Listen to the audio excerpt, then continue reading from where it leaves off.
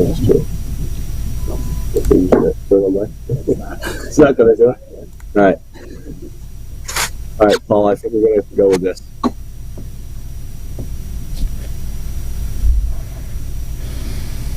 Sorry, I'm late. If I was more time, we'd be able to do it. Hey everyone, welcome to another edition of the weekend edition of The Bullet. My name is Paul Lathrop. I'm the Deputy Director of New Media for the Second Amendment Foundation. Joining me today, Lloyd Bailey of Armed Lutheran Radio, Dan Wos of The Loaded Mic, and having technical issues but trying to connect is Theresa Inacker of the DC Project. Gentlemen, thank you for being here. We'll thank Theresa when she's actually able to get here and get connected. Excuse me. But Lloyd, as we get started here, Lloyd, if we could tell everybody about Armed Lutheran Radio and how people can find you. Armed Lutheran Radio is a podcast. It's been running for, we started in 2016, so we're in our 7th year. You can find the podcast anywhere podcasts can be found. Go to armedlutheran.us for all the show notes and all that good stuff.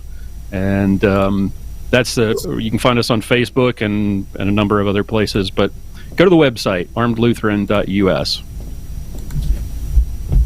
Okay, and Dan, you're famous for the Loaded Mic, along with the book series of Good Gun, Bad Guy. Tell everybody how they can find the Loaded Mic and what you're up to, man. Well, I don't know if it's famous, it may be infamous, but thanks. So yeah, Loaded Mic is our web show. We're at the studio now, and I'm laptoping it today, so I apologize if the technology is not that great. But we have a show called The Loaded Mic, loadedmic.com. It's a Second Amendment, primarily a Second Amendment show, but we get into the news of the day. Also, my book series, Good Gun, Bad Guy, at goodgunbadguy.com, where I talk about all the anti-gun nonsense, everything that you need to know about the anti-gunners and how and why they're trying to take away your Second Amendment right.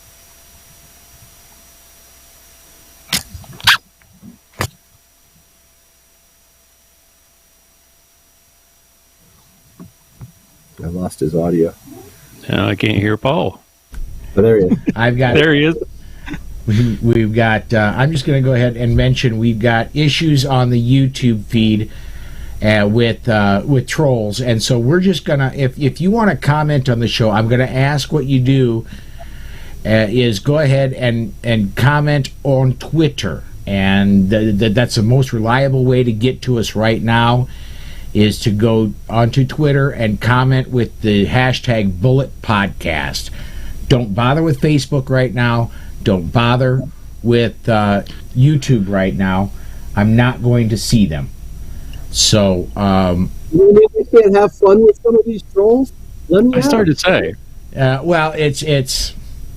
We should have a troll hunting show one day. If you want to log on, I've got Susan trying to block them as fast as they post, but they're creating accounts as quick as she can ban them. So, I've just turned off. I've just turned off the feed that leads to me. Facebook, I'll still get comments, but I've turned off comments coming to me from YouTube. So, what I'm going to do now, because Theresa is apparently not able to get connected, I'm going to work on getting her. My brain isn't working. I've got too much stress going on right now. Work on getting her part of the screen covered up by an icon. But I think we should get started, guys. With the first thing I wanted to talk about today is New Jersey, and this is unfortunate that Theresa couldn't join us for this part of it. New Jersey, Governor Murphy is being Governor Murphy. New Jersey being New Jersey, they want to usher in all new levels of gun control that will do absolutely nothing to help with the issues they've got, including bringing back, they've tried at least the last 3 years in a row, if not farther back, banning 50 caliber firearms. I don't know when the last time they've had an issue with somebody using a Barrett in a crime in New Jersey, but I bet you it's been like never. I imagine not. Yeah. I don't know that those show up all that often at crime scenes. Yeah, I don't remember the last time I heard of helicopters being, because that's what Murphy was talking about. He was talking about he didn't want guns that had that were able to take down helicopters. Now, I don't remember the last time that citizens were taking down helicopters in Jersey, but apparently, according to Murphy, it seems to be an issue. So this is the whole thing is ridiculous. I just wrote an article. It should be published in AmmoLand any day now on this exact topic. He wants age restrictions. He wants waiting periods. He wants all sorts of stuff that do nothing to stop criminal behavior. And they're going after this 50 caliber rounds just as kind of a way to attack gun owners again for something ridiculous.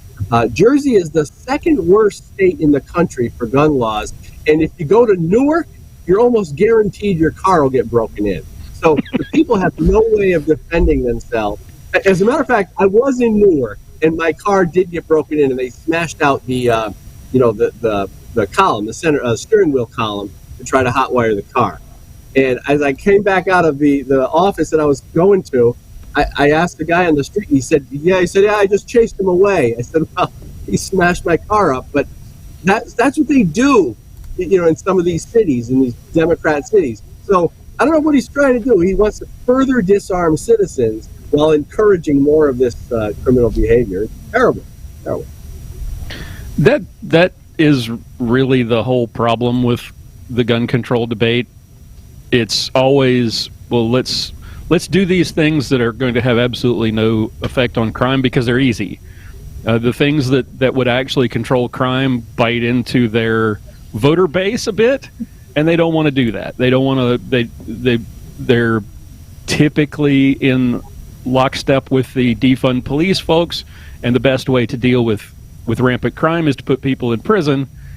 And so they don't want to be alienating their base, especially in an election year, and they like the money that they get from anti-gun groups. So you get the silly things like banning 50 cal ammo or 50 cal firearms, which is going to have absolutely zero effect on crime and will only affect law-abiding citizens. It's always the case.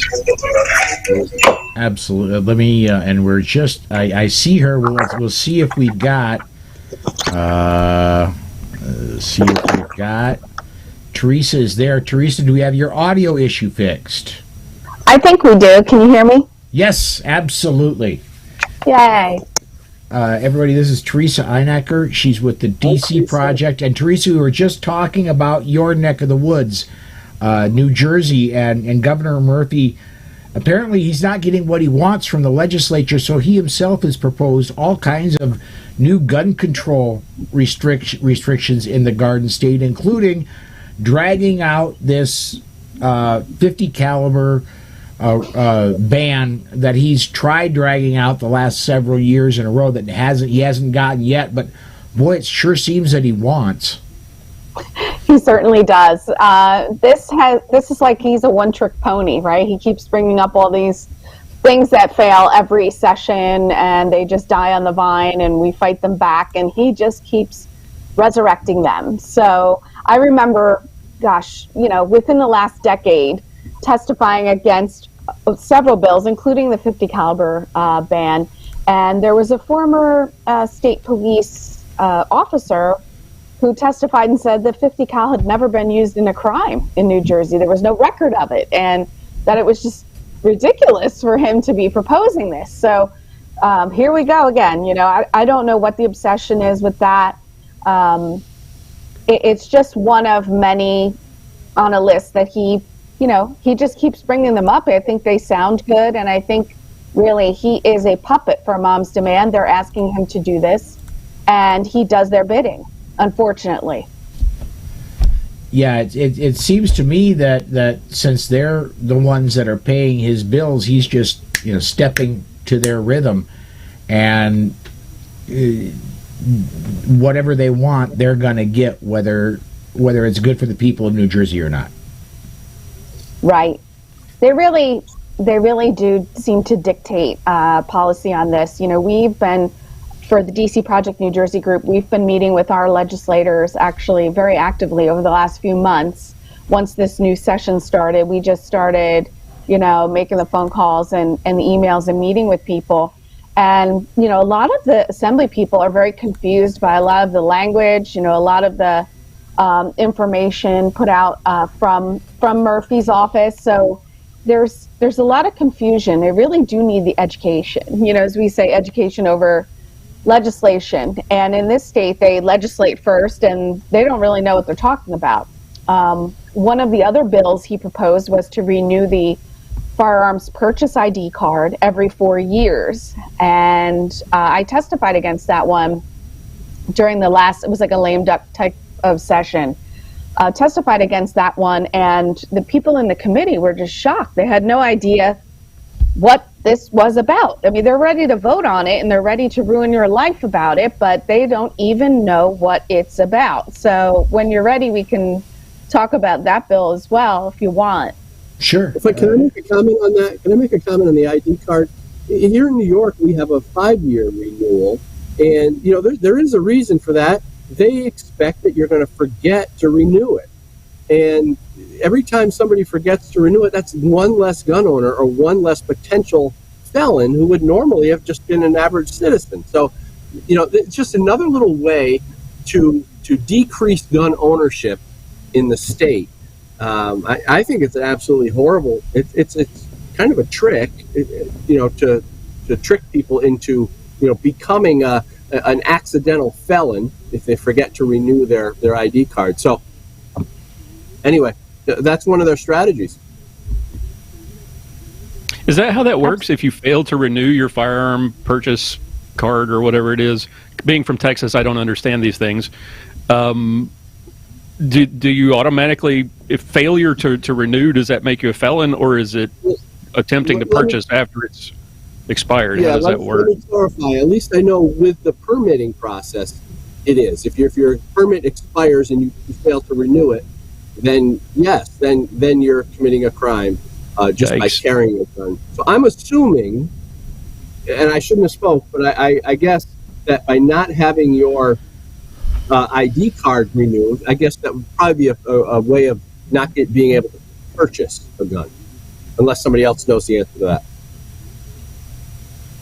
I agree with you. They want to do, they actually strive for ways to create obstacles to gun ownership, and this is just one of those obstacles they hope that you stumble upon.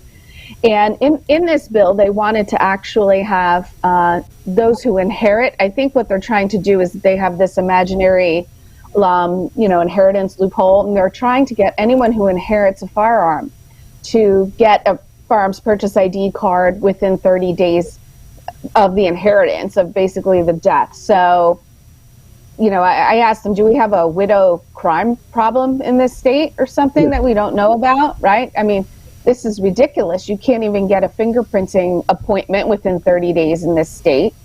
They don't process the applications within 30 days as they're required to in the statute. And so you're going to have this rash of people who are violating the law, and they don't even know that they inherited these firearms. They could be in a closet somewhere, or they don't know the first thing about gun ownership. So it may be so that they get the people to turn them over to the police departments. It might be that, we call New Jersey the gotcha state. We gotcha, now we can say we've actually arrested someone. So I imagine, some 80-year-old widow who has failed to get her FID card when she inherits her husband's, shotgun after he dies. They can say that's another statistic. They've arrested people for gun violations. I don't really know what it is. It could be also that they want to create a registration system. What it is they're afraid of this inheritance, and they don't know, they can't track firearms that, people have already owned in the past that they're not aware of. So that's one of the issues. But the state doesn't process the applications in a timely manner.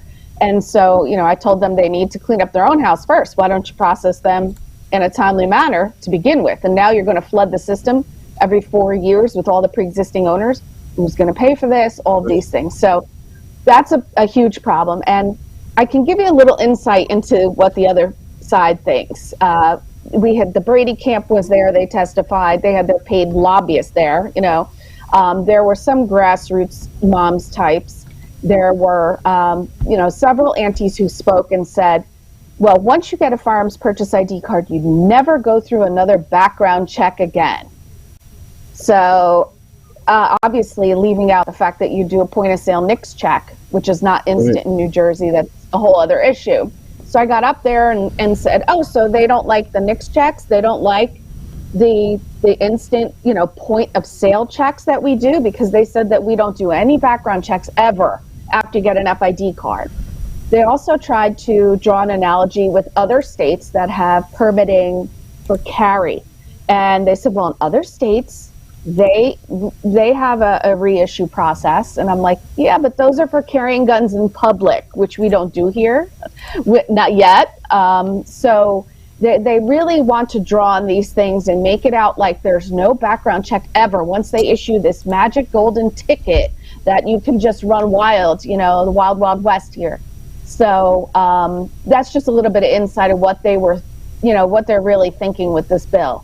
But it was defeated. I have to say, the committee, it was the Law and Public Safety Committee for the Assembly, and they said, they agreed that it lacks compassion for someone who has just lost someone. The chair of that committee had said that his father had recently died, and he couldn't imagine his own mother trying to go through this process when she doesn't know the first thing about it. It just unfairly impacts those people, and that our system is just not capable of handling it. So it was defeated once. Hopefully we can defeat it again. And that's just one of many other little choice favors he has for us. I was going to ask you, Theresa, that's just one of the many bills that they're trying to pass, correct? Yes. Yep. There are a few more there as well. They want to have a safe storage bill. They want to have micro-stamping required. So yeah, you name it, if they can think of it, they're going to throw it in there. Yeah. Yeah, absolutely. And now, lest everybody think New Jersey is the only place that bad gun law is attempting to go through, California is jumping in on the bandwagon too. I'm pulling this up. California, get the story up here. They want to basically ban all advertising for firearms. And that's not the wording of the law, but that's in essence what it will do. Any advertising that would be attractive to minors. Well, if you consider a 17-year-old male a minor, that's pretty much all firearms advertising, period. Hey, they count 20-year-olds as minors as children when they're doing the gun death statistics. So yes. Attractive. One thing that Theresa mentioned that was interesting, and I totally agree with it. I think this is a big part of their strategy, is that they're looking to create a gun registry. Every time you turn around, what they're doing leads to some sort of gun registry. And this is why there's such a big push with this ghost gun narrative. They're trying to make people think that guns should be registered, so they're trackable. Well, our founding fathers never intended for the government to know who has guns and what home addresses they were located at. So the whole ghost gun thing leads to kind of conditioning people to accept a thing called universal background checks. And universal background checks is ultimately a gun registry. And that's what Theresa was talking about with respect to, the ID cards. Any chance they get, they want to know who has guns and where they're located, because simultaneously you'll notice that a lot of states are trying to push for red flag laws. And red flag laws are the vehicle by which guns would be able to be confiscated without due process, but they can't confiscate the guns unless they know where they are. And these two things are working together, and the universal background checks, the gun registries, I absolutely despise that whole notion. I think it's totally unconstitutional, goes against the Second Amendment. It's a violation of our privacy and our rights. Dan, I agree with you. One of the other bills that Murphy's proposed here, actually, it has to do with, as they call, closing a loophole on people who come in from other states. So right now, the way the law is, if you've moved here from Texas, like nobody in their right mind would do such a thing. But let's just say that they actually did. They moved into New Jersey with their lawful firearms from another state. Yeah, I know.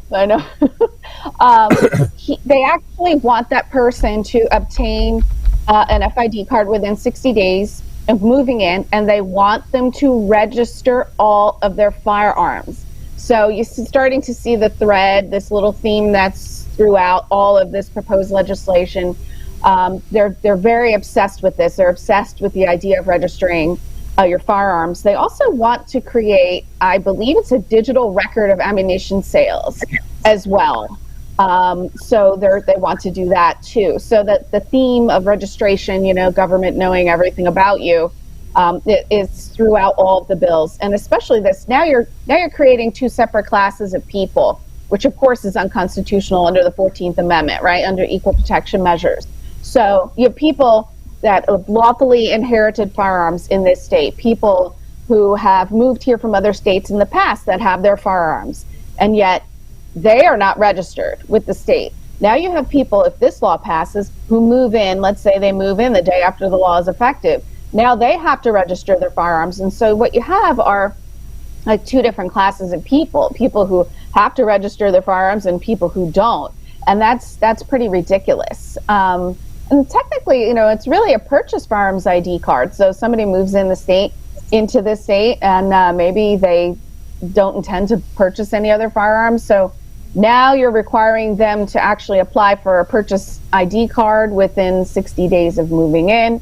So it's very interesting that the theme of registration is really front and center with this bevy of proposed legislation. Well, and they never seem to take the time to explain exactly how this is going to curtail crime, right? So they're focusing on people moving to the state. First, I'm going to try not to laugh at the idea of people actually willingly moving to New Jersey, but and no offense to New Jerseyans who are watching and listening, but most of they're complaining about the guns that come, or the guns that show up at crime scenes that come into the state from outside, and they don't also point out that most of those guns that come from outside the state are not purchased legally. They're not acquired in a legal way. The people who are moving legally to the state for whatever reason are not moving to the state to commit crimes. The people who are committing crimes, they're not doing anything to crack down on, and they're not cracking down on the illegal guns that are acquired illegally from out of state. It's all just security theater. I mean, it's election year silliness, because none of these things, bottom line, none of these laws actually do anything to address the real problem. You know what's funny about that, and Lloyd brought up this thought, is that they always use the idea that, well, because gun laws are looser in surrounding states, that's the problem. So people from Jersey, for instance, are going into I don't know, wherever. They're going into Pennsylvania, to Philadelphia, or whatever, or New York, or wherever connecting state, and they're getting these guns, and they're bringing them back in, and they're committing all this crime. Well, is it really the guns? Because if it was the guns, then wouldn't the people in the surrounding states be already committing the crime? They're trying to blame the crime on Jersey criminals, or they're trying to blame crime on guns, which really caused by Jersey criminals. They're trying to blame other states, and it's just so ridiculous that somebody would buy guns in another state and just to go into into a different state to commit crimes with, and it's the fault of the other state. It's irresponsible because the policing is bad. If you go to Jersey, you go to Newark.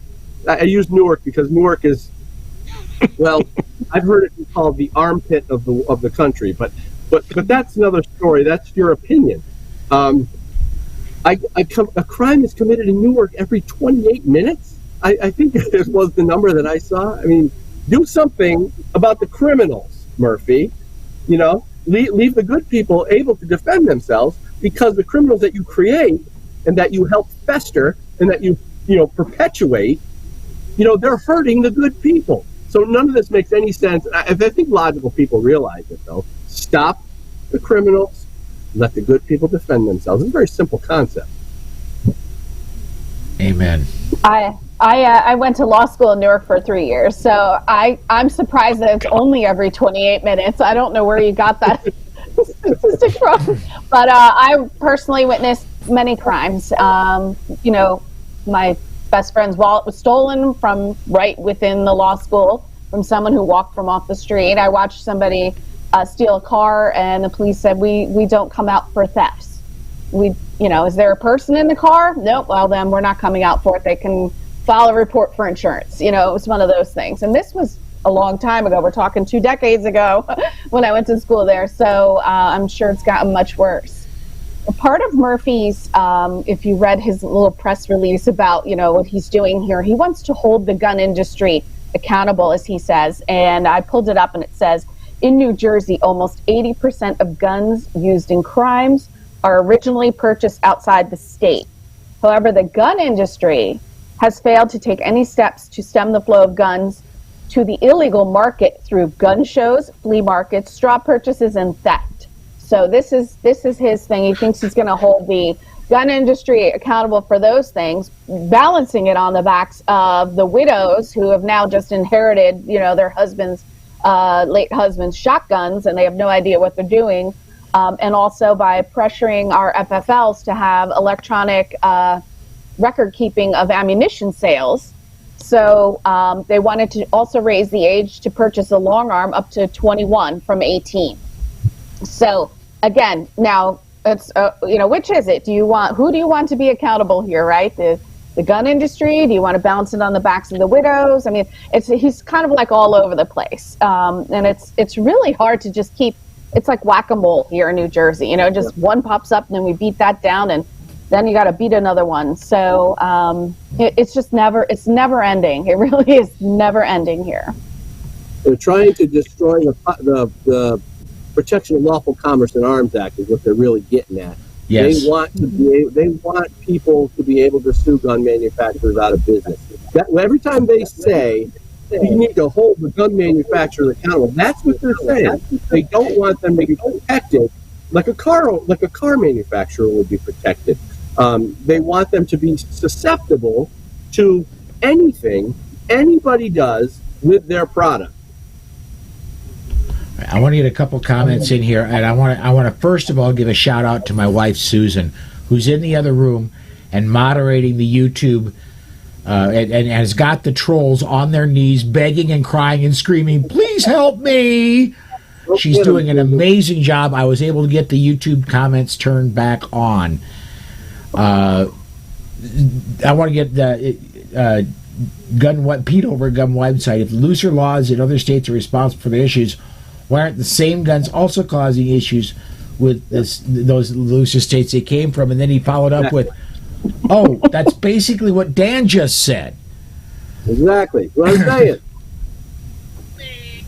So, and then DJ Plain Ice coming in with DC Project is my favorite 2A organization. So, and also throwing out some love for CNJFO. So, very cool stuff. I did get the comments turned on for YouTube because Susan is doing such a great job of keeping those trolls in keeping them in their place, which is kind of in their grandma's basement, and we'll kind of leave it at that. I just anyway. Our troll police. I don't have enough blood pressure. I don't think they make enough blood pressure medication for me to do what she's doing. Holy cow! At the stuff she's deleted. Wow. Uh-huh. I just opened it up, and yeah, she's doing God's work. Yeah. And she says, "Oh, and thank you to DJ Plain Ice for helping to moderate today." I'm going to get that one up on the screen because let me get that one up. Yeah. Thank you, DJ Plain Ice. Absolutely. So we initially, on Tuesday of this week, we had a problem.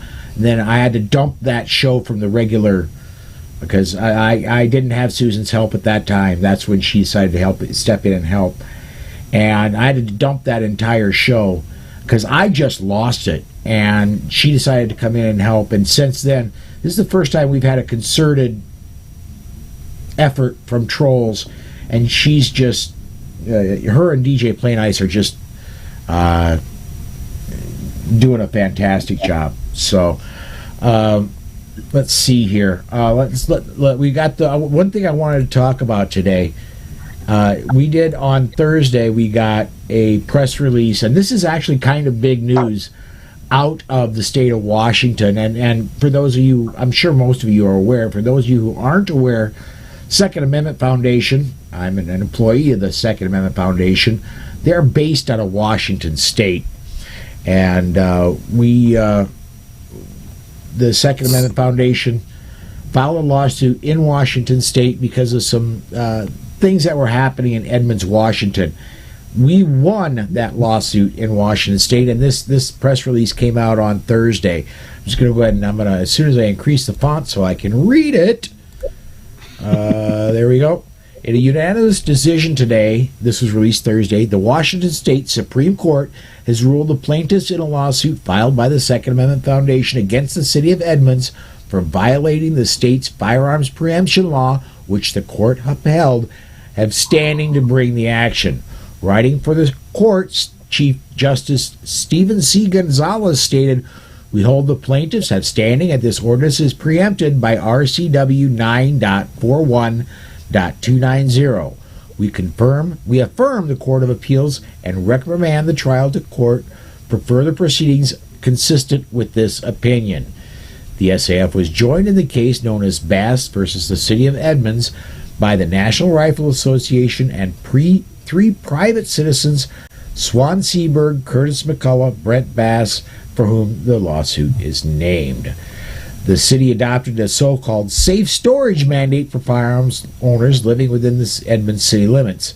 But in 1985, the state legislature adopted the state statute preempting the entire field of firearms regulation within the boundaries of the state, including the registration, licensing, possession, purchase, sale, acquisition, transfer, discharge, and transportation of firearms or any other element relating to firearms or parts thereof, including ammunition and reloader components. Cities, towns, and counties or other municipalities may enact only those laws and ordinances relating to firearms that are specifically authorized by state law. This is a great victory for the principle of state preemption, said SAF founder and executive vice president Alan Gottlieb. This should send a signal to other municipal governments, especially the city of Seattle, against which we have nearly identical pending lawsuit, that they cannot enact their own gun restrictions in violation of state law or the state constitution. Just about there. We only got a couple paragraphs left. We will not tolerate anti-gun politicians who violate the law in order to pass laws to restrict our rights, he added. In this ruling, Chief Justice Gonzalez added, "We decline to limit the preemption statute to firearms transactions and active use. That limitation is simply not consistent with the words of the statute as a whole." A few lines later, he added, "The legislature plainly meant to broadly preempt local lawmaking concerning firearms, except where specifically authorized in Chapter 9.41 RCW or other statutes. Accordingly, we hold that this ordinance is preempted by state law." Washington adopted state preemption nearly 40 years ago, Gottlieb said, "and we will defend it vigorously because it is plain common sense. We're grateful the state's highest court unanimously shares that opinion. This is another example of SAF fulfilling its mission to win firearms freedoms one lawsuit at a time." Washington, Seattle specifically, Edmonds, let's face it, Edmonds is a suburb of Seattle. And Seattle is trying real hard to be the Trenton, New Jersey of the West Coast. Right. They're largely winning. The good news is SAF and Washington is trying real hard to be the New Jersey of the West Coast. And they're largely winning. But SAF is fighting, kicking, and screaming to keep reasonableness out there.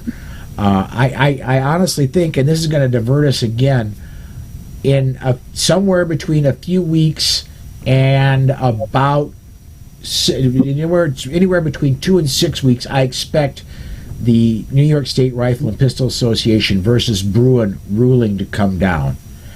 And honestly, I expect that to be a game changer nationwide, and I expect it to go that way in a big way. I expect May issue to be, now this is Paul Lathrop, not the SAF speaking. I expect May issue to be done throughout the entire United States. I expect the United States to go shall issue, and what is currently a May issue state will have to be sued into compliance from there. But I expect this to be every bit as big, if not as big, if not bigger than Heller was. Theresa, I'm going to start with you because you live in occupied territory. Where do you think this is going to go? Yes, I agree with you, actually. I'm very hopeful and optimistic. The states like New Jersey with these justifiable needs standards, these good cause standards, they violate Heller, straight up. They violate the Constitution straight up. They're doing case-by-case determinations. We have pushed so many cases, CNJFO and different people in New Jersey have pushed so many cases to the SCOTUS before trying to get the justifiable needs standard struck down. In the last session, Justice Thomas wrote a scathing dissent in one of our cases, New Jersey case. And it was fantastic. It recognized that courts are not applying Heller properly. There are all these issues. And so we are very hopeful that it will strike down the May issue. We also realize that the states are going to be reluctant to comply, and they largely ignore the Constitution. The Constitution restrains them. They don't like that. And in this climate that we live in now, they ignore the Constitution. They act as though it doesn't exist. I recently saw that one of our assembly people in New Jersey said that the Second Amendment was a fake amendment. And I'd say maybe his oath of office was fake. So we are dealing with people who are not just ignorant. It's not just that they're stupid or ignorant. It is that they willfully violate the Constitution. And so they are going to be we're going to have to drag them to court. I know that. So we need SAF, and we're going to need litigation till it's just going to be a battle. We know it. I mean, especially if they say sensitive places, oh, well, you can't carry, unless it's 2 feet from your property. You can't, we expect all kinds of restrictions from them. So we know that we're going to have to litigate that.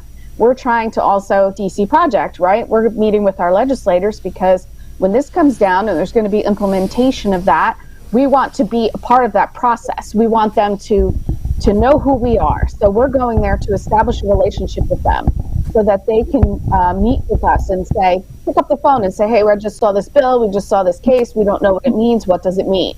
And so we can tell them what the consequences of what they're proposing will do. But yes, I agree with you. It's going to be a game changer. It's going to be huge. And you're really going to see, you're just going to see more of the same from these states that choose not to follow the Constitution. They know what shall not be infringed is. They know it. They don't care. Every one of these bills that Murphy's proposed, he will still push those forward, even if there was a unanimous decision, for carry in the Bruin case. You would still literally see these politicians continue to do the same. They're not going to change. And we've noticed that I think they are getting a little bit nervous. I really do. I think, and they should be. They should be because their unconstitutional policies are about to fall. So, but yes.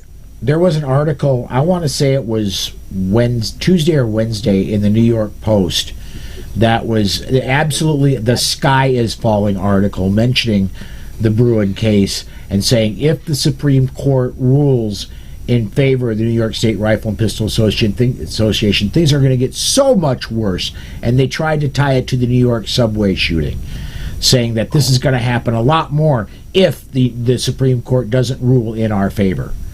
You know, Paul, it's the exact opposite of that. Yes. If it's the exact opposite of what they say. That subway situation wouldn't have happened if people were allowed to carry a gun.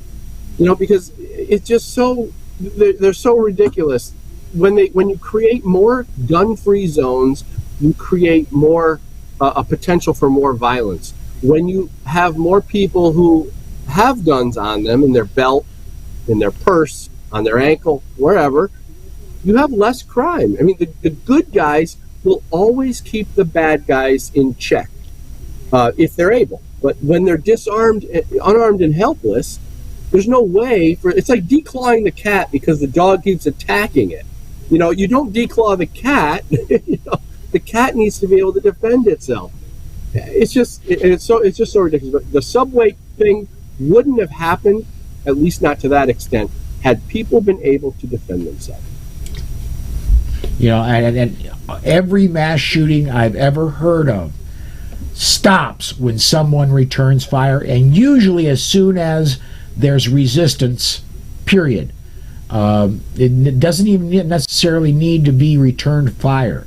The one case, the Clackamas Mall shooting, that I can recall off the top of my head, as soon as a concealed carrier drew his gun and the bad guy seen it, he stopped shooting, retreated, and killed himself. I want to get a comment in here real quick.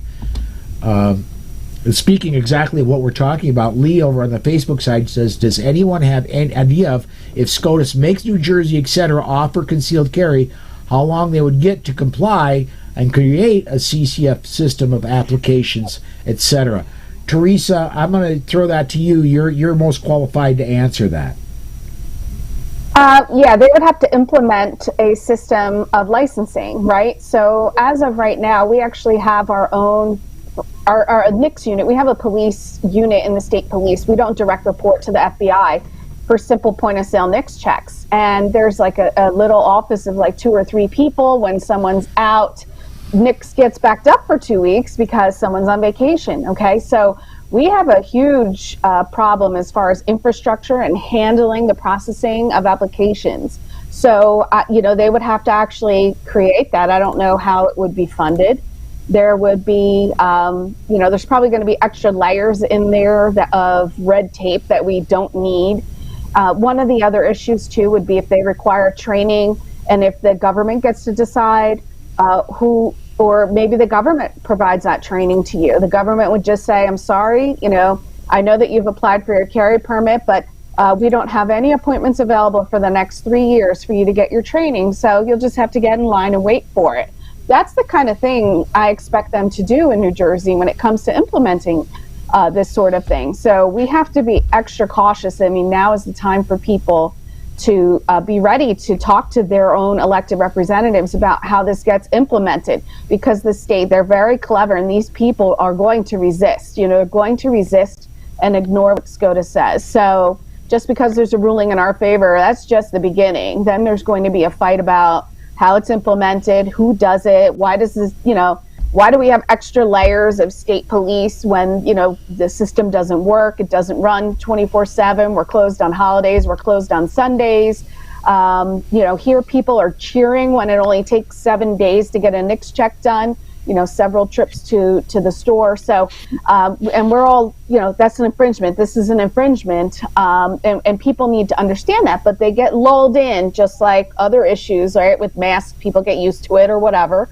It's the same thing. They get used to their NICS being 7 days and they're okay with that. So we need to demand that there's infrastructure capable of processing this, and they will slow walk it. They're going to slow walk it. So. I have a suggestion, Theresa. Maybe they could take some of the people from the New Jersey State Tax Collection Department and move them over to the pistol permit department, because I'm sure there's a lot of people over there in the tax collection department. Oh, yes. No doubt. Yes.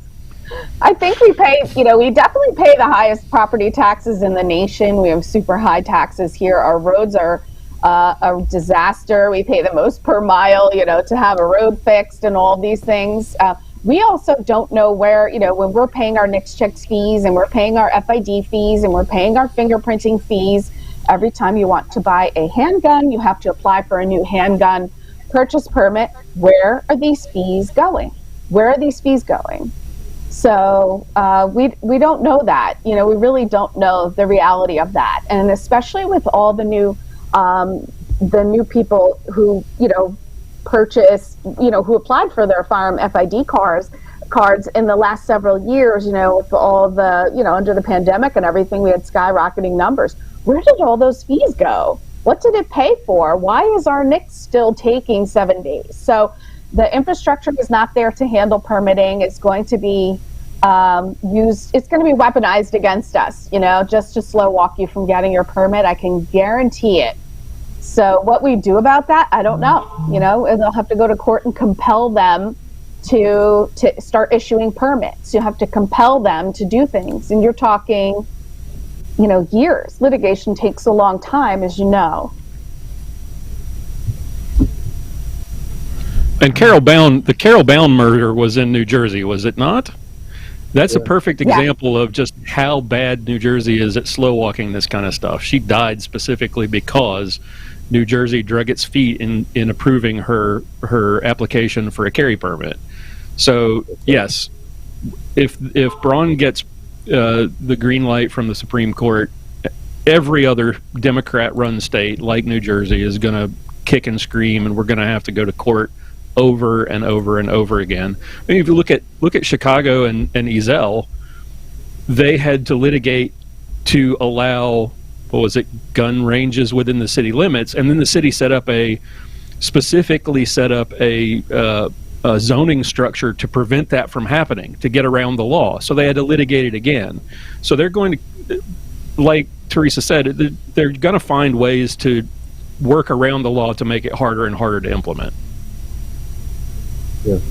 Carol Bound. You're right about the Carol Bound thing was pretty tragic because they had a 30-day wait period. Theresa, correct me if I'm wrong. They had a 30-day wait period, and Carol Bound was stabbed to death by the very person she was getting her gun to protect her from, and it was 43 days after she applied for her permit. So, if they had even done it on time according to their standards, she would have still been alive. And she had police reports, multiple police reports, and a restraining order against this guy. So they knew what was happening with Carol Bound. They knew she was in an abusive relationship and her life was in danger, and they did nothing.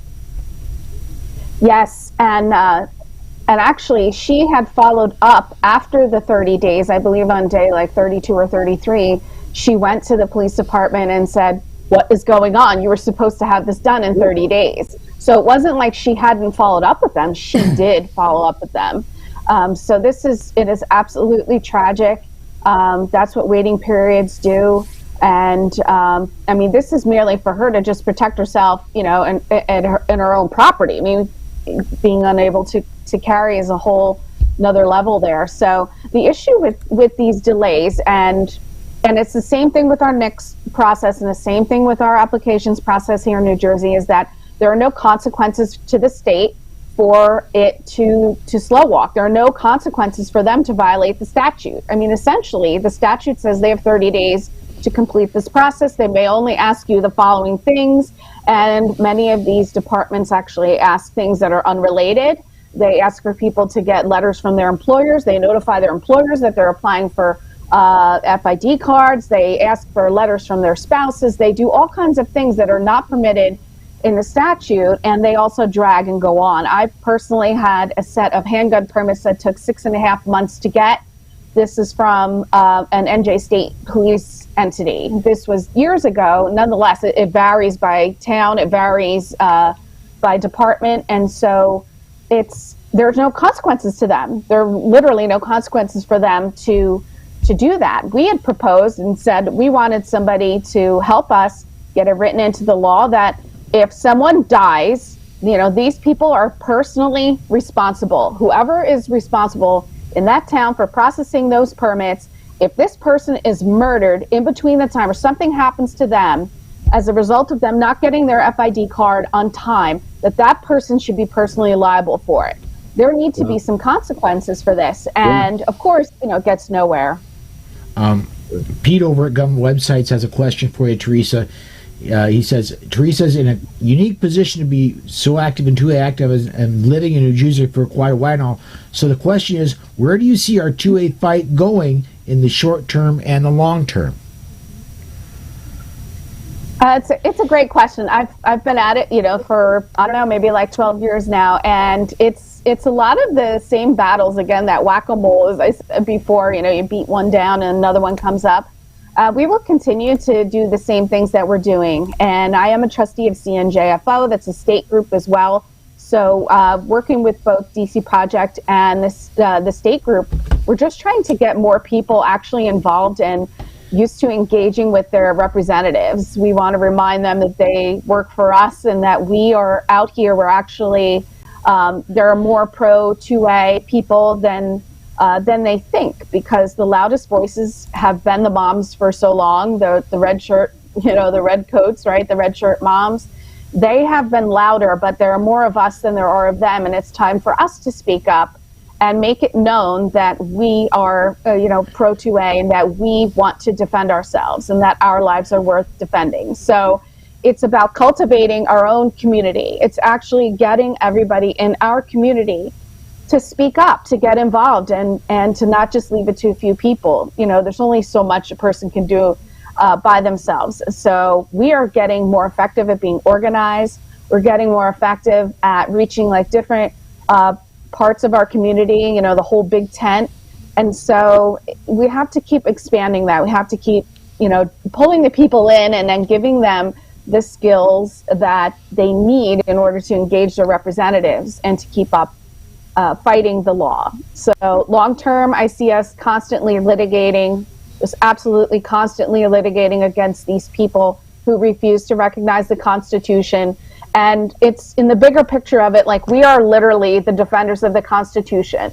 If you think about it, what other community is actually standing up so heavily and just so with all their heart to defend what the Constitution says? If we give that up, then who else is there to defend? No one else is doing this work.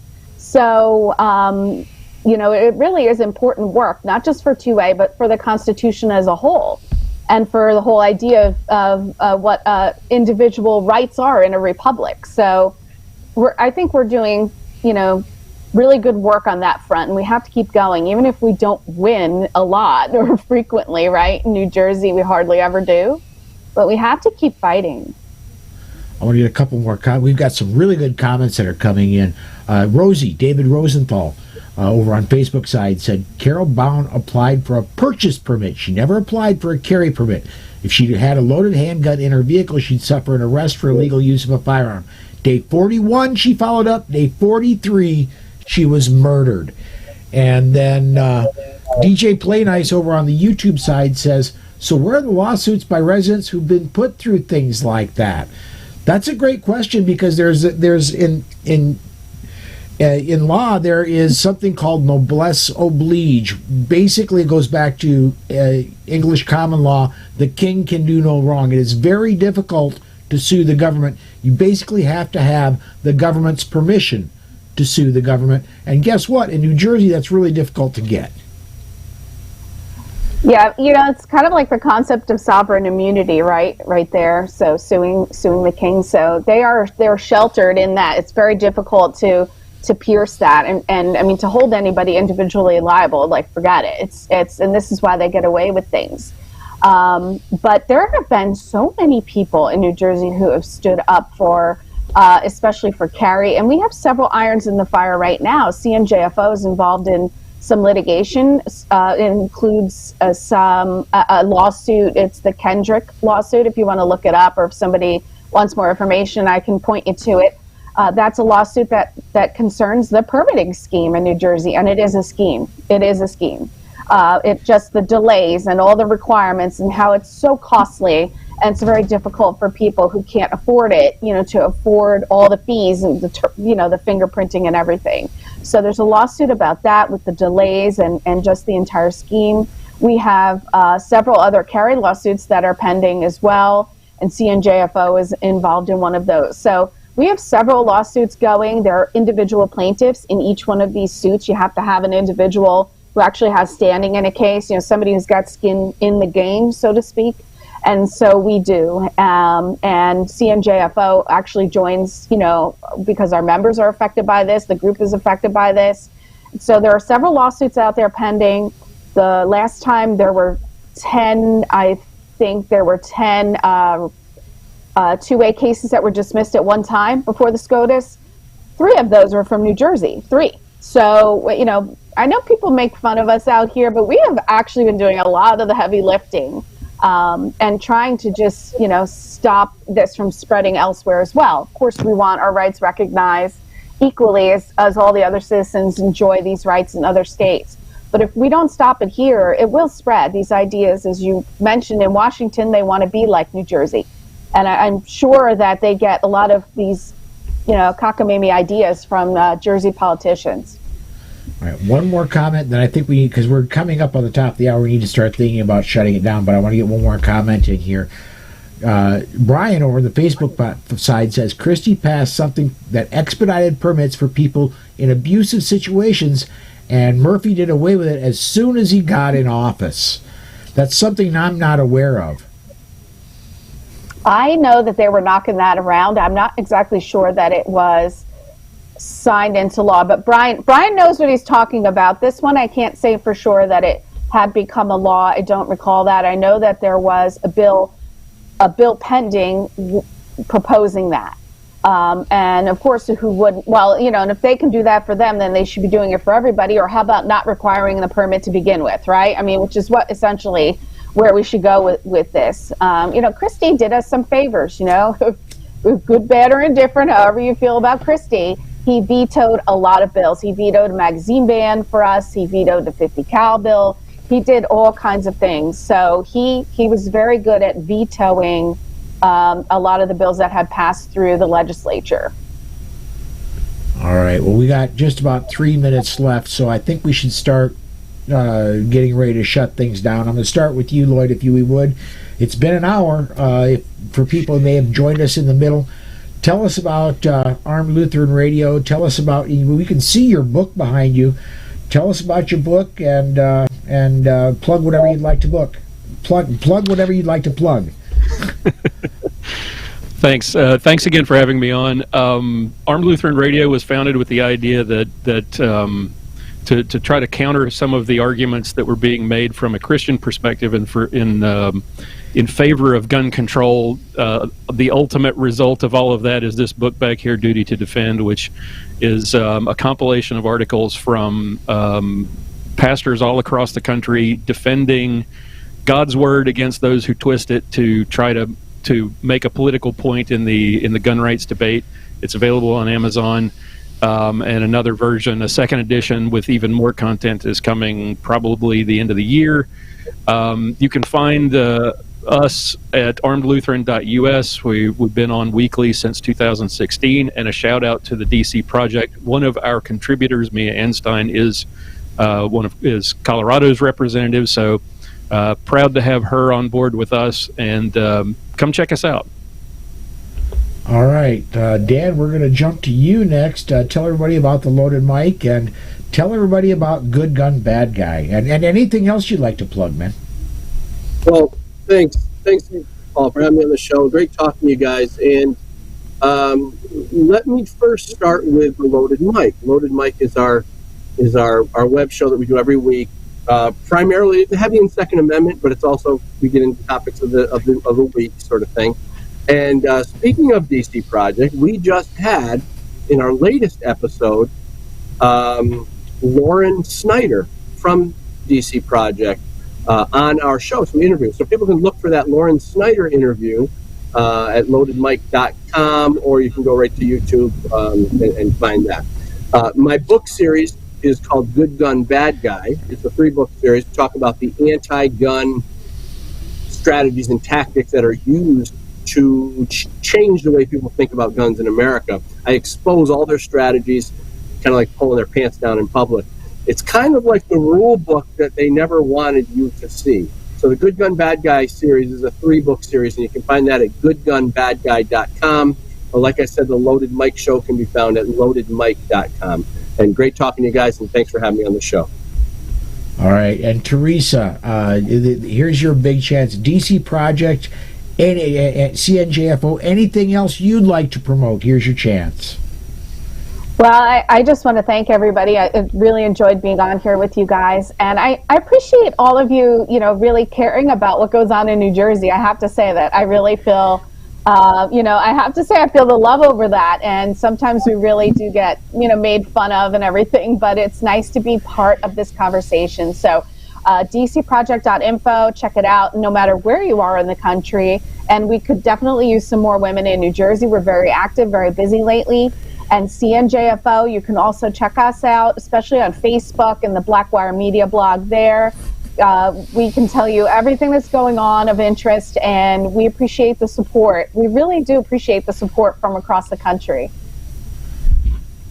All right, very cool. And on my end, I would like to invite everybody to come Monday through Friday, 5 p.m. Central Time, for the weekday edition of The Bullet. Monday night at 6 p.m. Central Time, we've got CNJFO's David Rosenthal coming on the Polite Society podcast. He's going to be talking about a opinion piece he wrote about marijuana and the Second Amendment. I got a lot out of that, and I want to talk to him in depth about it. And he's agreed to come on Monday night to talk with us about it. I'm really looking forward to talking with him about that. That's going to do it for us here today. I'm going to go ahead and shut this down. Thank you, everybody, for contributing, who's been commenting, not the trolls, but everybody else who's been commenting. You've been great. Thanks for watching. Thanks for contributing, and we'll see you next time.